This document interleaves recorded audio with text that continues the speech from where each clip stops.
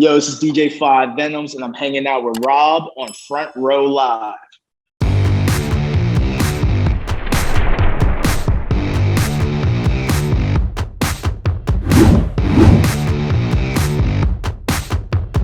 Let's dive in and talk about this new single, Replay, and the collaboration with Cliff Savage and Moe. How did this initially come about for you, and why were these two artists so special for this song? So this song was actually a song that Cliff had already done and completed, and had actually pitched to me for.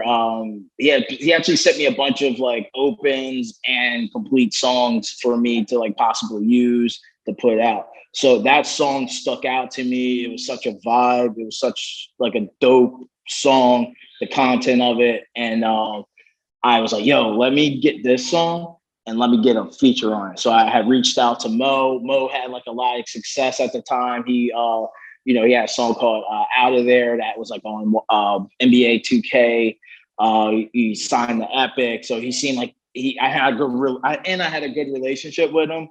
And it seemed like the logical move to go. So I got him as the feature, and we put it together and put it out. Were you able to get into the studio with them during this process? Did you get any portion of it in the studio? Or was this all like digitally throughout the time? Everything was digital. We put it together mostly during. Like I said, I already had the full version with Cliff on. I actually had that song for like close to like a year and a half before I actually got Moe on it. I'd sent it to some other artists. Some people I got responses on. Some people just took them forever to do the feature. So I was like, I sent it to Moe. Moe went in his studio, sent me back the verse like a couple days later. So it was smooth that way. That's awesome. Now, during the recording process or the creative process of the track, like where do you feel like there was some challenging bits or moments, either on their end with the recording or on your end with the mixes? The mixes, I actually mixed the song myself. So it was a little bit of going back and forth. There was like one thing with like Cliff's voice, he liked a lot of reverb and was very open, and like he has a lot of more the mid high tones in his voice, and then Moe has like a lower deep like streamline, like smooth through vocal line. So when I'm trying to mix that, trying to get it even so it sounds like they're in the same place and sounds like they're on the same vibe, and it creates that same vibe in the mix. So that was probably the hardest part, and then sending it back and forth because one wants it brighter, one wants it a little bit darker, and going back and forth till we meet like a happy medium. Where do you feel like you challenged yourself during this process?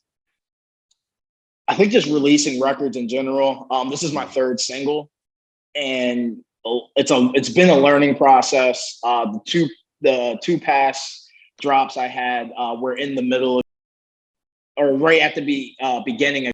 Sorry, actually no, they're in the beginning of. And I've been waiting to drop more records. And this record's such a club record that I was waiting for like clubs to be back open. And so I can send it to all my DJ homies and all that. So I think that the dropping music in general for me has been like the toughest part, and just learning that process and having the learning curve. Because it's like for me, I DJ, I do clubs, obviously I do the festivals, and like that comes like second nature. But this side of it, the actual being the artist, and playing my own records and getting those responses is probably the most difficult part. But the fact that you've been able to be on stage with a lot of these big names, how did that like help you become a better artist now that it's your time to be the artist? It showed me what works and what doesn't work. A lot of artists have great showmanship, and a lot of them don't. Learning how to get crowd reactions is very important.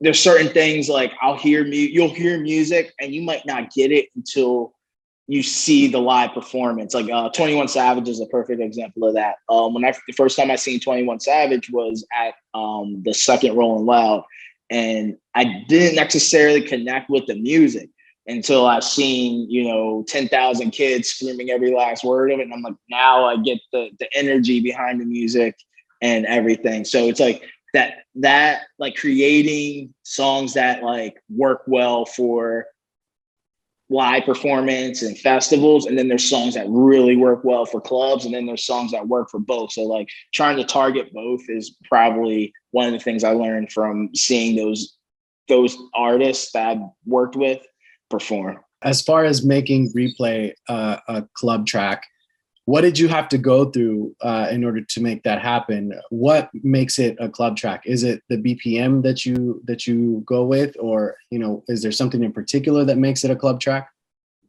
Yeah, BPM, I think it's a part of it. I just think it's more of a vibe. Like when I DJ clubs, like my goal is to make girls dance. Like girls dance, girls are happy, guys dance, guys are happy. So it's like that in that order. So if it's a song that's talking to girls and girls will relate to and they can dance to at a really good BPM, I think that's what makes it a club track.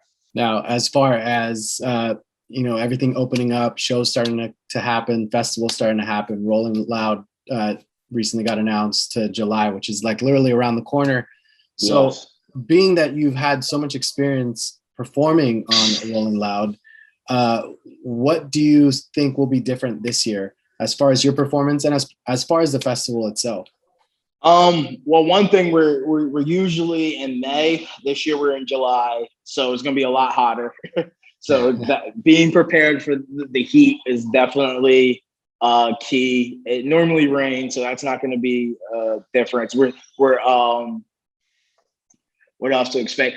Just people getting used to being back outside in close quarters with thousands of people in one area. I think even like I go to the grocery store and it's adjusting to like not having to stand in lines anymore. Some places you don't have to wear masks. Like it's adjusting to that lifestyle. We lived in it for a year plus now. So it's become our habits now, breaking out of our habits that we have now and going back to our old habits, I think are key.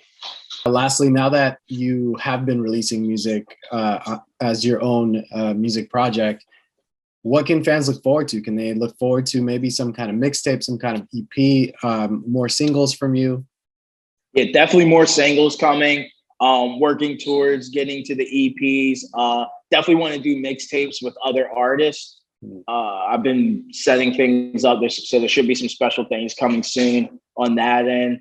Because I come from I have like a mixtape background, so I've been dropping mixtapes since like 2010.